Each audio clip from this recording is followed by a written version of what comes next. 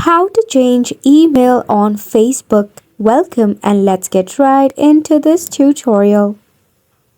To begin with, you need to launch your Facebook application in your mobile device. Make sure that you are logged into your account. To change your email, it just takes a couple of steps. Tap on the three horizontal line at the top.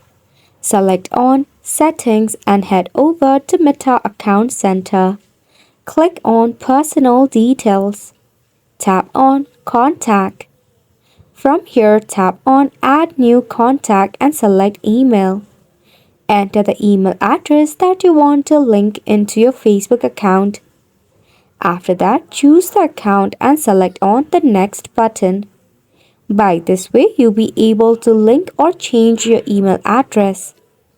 If you face any of the difficulty regarding it, press and hold on to your app and head on to App Info.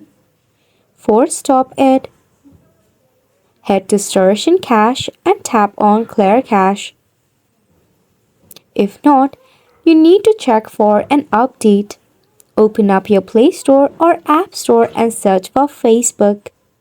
In here, if there is an update button, leave your application for an update. And we have made it to the end of the video as well. Thank you so much for tuning in.